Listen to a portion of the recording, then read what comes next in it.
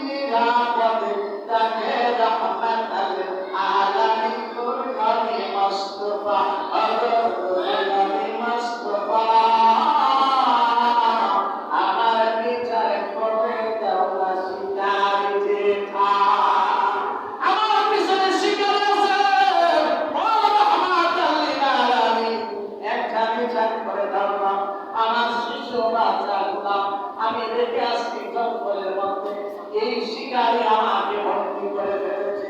ও রহমাতাল লিল আলামিন, দুনিয়ার কেউ কোনো ভাষা বুঝো বা না বুঝো, রহমাতাল লিল ভাষা বুঝতে কোনো অসুবিধা হয় না। এই জন্য রহমাতাল লিল আলামিনের উপর আমি হাকিমুল হাকাম, কেননা আল্লাহ পাক হাকিম বানিয়েছেন।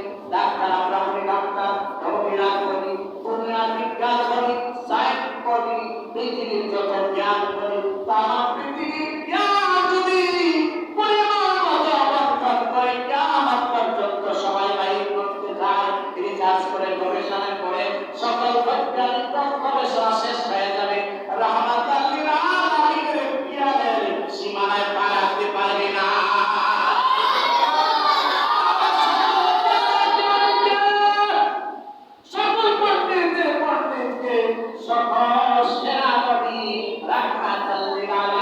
এখন বলেন দেখি, যে নবী জ্ঞানের কাছে তামাম বিজ্ঞান পরাজিত হয়েছে,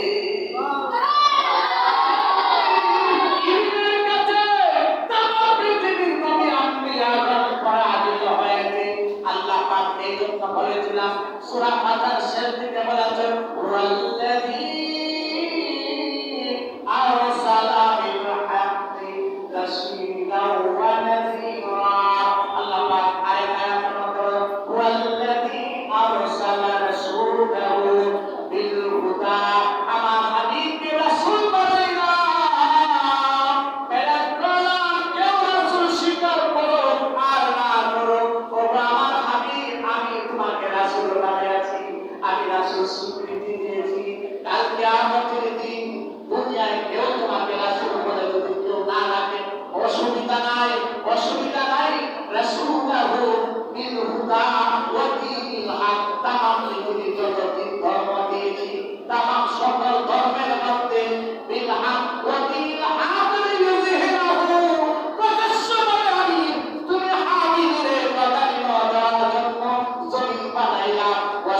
আম্বিয়া বানাইলাম, নবী বানাইলাম, তামাম পৃথিবীর ফুল কায়নাত বানাইলাম, সকলের উপরে প্রাধান্য দিলাম, জরুরি দিলাম আলাদ্দিনি কুল্লির প্রত্যেকটা বিষয়ের উপরে তুমি হাবিব রে সবার উপরে মাথার মধ্যে আমার হাবিব রে রাখলাম। এখন বলেন দেখি আল্লাহ হাবিব সবার উপরে তাহলে তার জ্ঞান কতটুকু হবে, কত বড় হবে, কতটুকু যাচাই করা যাবে? পৃথিবীর কোন জ্ঞান দিয়ে আল্লাহ হাবিবের জ্ঞান মাপা যায় না। পৃথিবীর কোন বিজ্ঞান দিয়ে আল্লাহ হাবিবের জ্ঞান চর্চা করা যায় না। পৃথিবীর যেখানে শেষ সেখানে আল্লাহ হাবিবের জ্ঞান শুরু।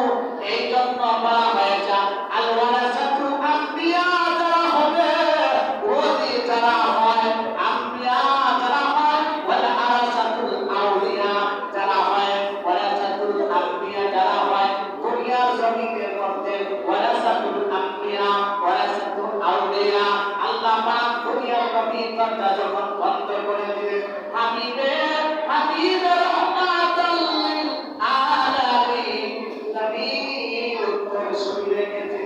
এই দুনিয়ার জমিনের মধ্যে ওয়ারাসাতুল আম্বিয়া নবীদের ওয়ারিসদার হলো আলেম উলামা। কেননা যদি প্রকৃত আলেম হয়, ওই আলেমের মধ্যে রাজনীতি বলেন, সংসার নীতি বলেন, নীতি বলেন, বিজ্ঞান নীতি বলেন, সকল নীতির কাছে কোনো সময় ওই আলেম পরাজিত হয় না।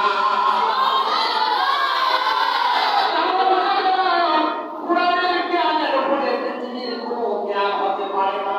কোরআনের জ্ঞানের উপরে আর কোনো জিনিস প্রাধান্য পায় না। কোরআন যার মধ্যে আছে, কোরআনের ইলম যার মধ্যে আছে, কোরআনের জ্ঞান যার মধ্যে আছে, তাহলে বুঝতে হবে ওই জ্ঞানের উপরে পৃথিবীর আর কোনো জ্ঞানের বাড়াবাড়ি চলে না। যতই বাহাদুরি করো, তোমার সীমানা নির্ধারিত আছে, কিন্তু কোরআনের কোনো সীমানা নির্ধারিত না।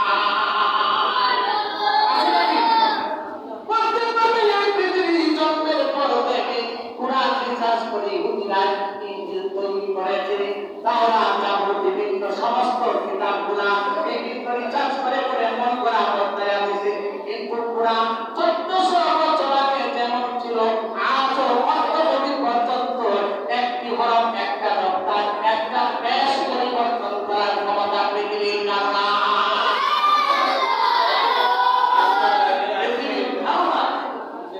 পৃথিবীর কোন জ্ঞান নাই যে কেউ পরিবর্তন করে। আর সেই জ্ঞানের